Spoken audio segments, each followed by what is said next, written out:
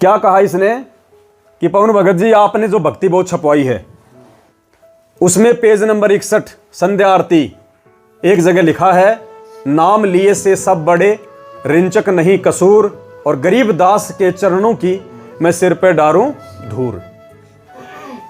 अब जो एक नई भक्ति बोध हमने और छपवाई है इसके बाद अभी 4 दिन पहले पुस्तक यही है, उसमें हमने क्या किया, इस वाणी में जहां पे लिखा है कि गरीब दास के चरणों की मैं सिर पे डारूं धूर, वहां पे परमात्मा ने सत प्रेरणा देके ये लिखवा दिया कि सतगुरु रामपाल जी के चरणों की मैं सिर पे डारूं धूर।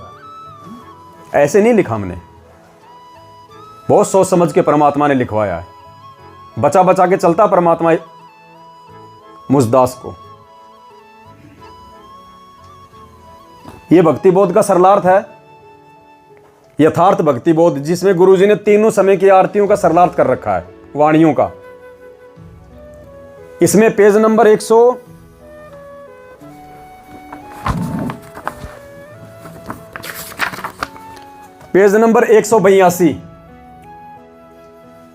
आपके घर पे भी होगी ये, मैंने तो बनवा रखी है मैनेजमेंट के माध्यम से। जो इसका सरलार्थ है वो दूसरी पुस्तक है, थोड़ी वो पीली पीली सी है।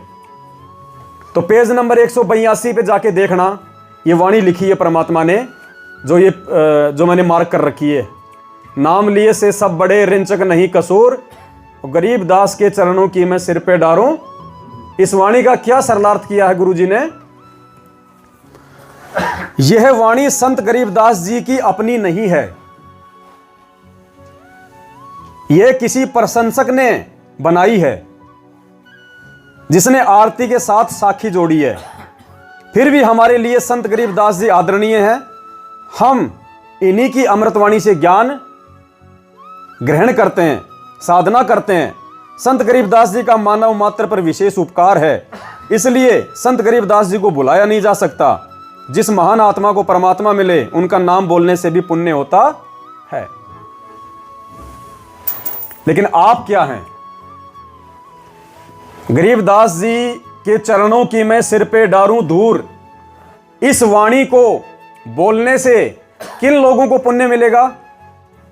जो लोग संत रामपाल जी महाराज जी के शरण में नहीं हैं, उनके लिए संत गरीबदास जी एक संत है। उन लोगों को यह वाणी बोलने से, पढ़ने से लाभ मिलेगा। हम पतिव्रता आत्मा हैं। हमारा पति कौन है? संत रामपाल जी भगवान। हम किनके चरणों की धूल अपने सिर पे डालने के अधिकारी हैं? परमात्मा के ना। संत रामपाल जी के चरणों की धूल डालने के अधिकारी है ना। क्या आप गरीबदास जी महाराज जी के चरणों की धूल को अपने सिर पे डाल सकते हैं? अगर वो इनके बराबर में आके हो जाएं खड़े, डाल सकते हैं? हमने वाणी चेंज नहीं की गरीबदास जी की, क्योंकि परमात्मा कह रहे हैं गरीबदास जी की है ही नहीं वाणी। पुण्यात्माओं, यह परीक्षा है हमारी, यह परीक्षा है। इसी को कहते हैं, सब सुमरे अपने अनुमाना तो गति लखी न जाए, कहे कबीर कृपया कर जन पर ज्यों की त्यों। जिस पे परमात्मा दया करेगा, जिसको निमित्त बनाएगा, वो ही समझ सकता है और वो ही समझा सकता है। यह आरती की पुस्तक है। इस पे क्या लिखा परमात्मा ने? ये चाहे मैनेजमेंट की हो चाहे हमने छपवाई हो, ऊपर सभी पे क्या लिखा हुआ है? परमेश्वर कबीर साहिब व संत गरीबदास जी महाराज जी की अमृतमयी वाणी से नित्य नियम पुस्तिका। दो ही महापुरुषों की वाणी है ना इस पूरे में, पूरी तीनों समय की आरती की पुस्तक में, भक्ति बोध में दो ही महापुरुषों की वाणी है ना। क्योंकि लिखा हुआ सबसे ऊपर क्या लिखा है? परमेश्वर कबीर साहिब व संत गरीबदास जी महाराज जी की अमृतमयी वाणी से नित्य नियम। परमात्मा किसी तीसरे की वाणी को कैसे इसमें डाल देंगे? एक जीव की वाणी को डालेंगे इसमें, जो भगत भी नहीं है। हमारे लिए यह किसी भगत की वाणी नहीं है। नाम लिए से सब बड़े रिंचक नहीं कसूर, यह परमेश्वर सतगुरु रामपाल जी भगवान ने खुद लिखी है। और हमारी कॉमन सेंस को चेक करने के लिए कि नालायकों 27 साल से इतना ज्ञान लेने के बाद तुम्हारी बुद्धि कहां जा रही है। अरे भक्ति कर रहे हम संत रामपाल जी भगवान की, नाम ले रखा संत रामपाल जी भगवान से, हमारा पति संत रामपाल जी भगवान, और चरणों पे सिर की दूर हम गरीबदास जी के डालेंगे। ये हमारी कॉमन सेंस को चेक करने के लिए परमात्मा ने ये वाणी लिखी है। हमने गरीबदास जी की वाणी को चेंज नहीं किया, क्योंकि परमात्मा ने ऑप्शन दे रखा है कि ये किसी प्रशंसक की है जो गरीबदास जी को मानता था। हमने उनकी वाणी को चेंज किया, ये हमारा अधिकार है। फिर ये कहते हैं कि भगत जी हम बोल सकते हैं, क्योंकि बोलता वो भी है, बोलता कजोड़ दास भी है, बोलता राहुल दास भी है। फिर क्या ऑप्शन निकाला? भगत जी हम बोल सकते हैं लेकिन लिखित में चेंजमेंट नहीं कर सकते। एक 2 कोड़ी के व्यक्ति की इस वाणी को चेंज कर दिया तो भाई को मिर्ची लग गई, और संध्या आरती के लास्ट में हमने पूरी वाणी चेंज कर दी। जहां लिखा है कि भाई तेरा रामपाल ज्ञान, वो हमने पूरी चेंज कर दी ना इसमें।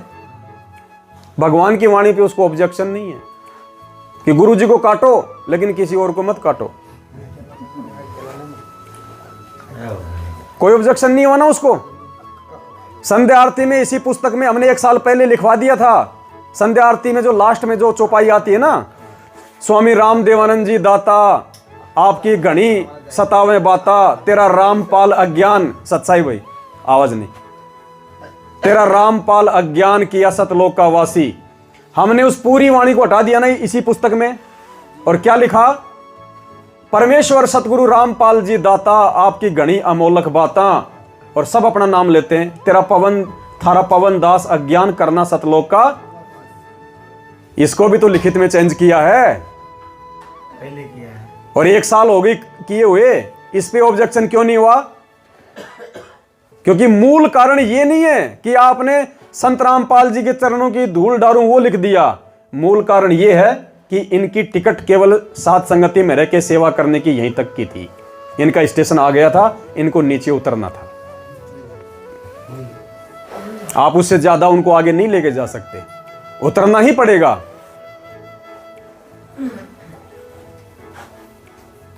पुण्यात्माओं, लेकिन इनका यह बहाना भी यहां पे काम नहीं आएगा कि हम बोल सकते हैं, लिखित में चेंज नहीं कर सकते। इनका यह बहाना भी यहां पे काम नहीं आएगा।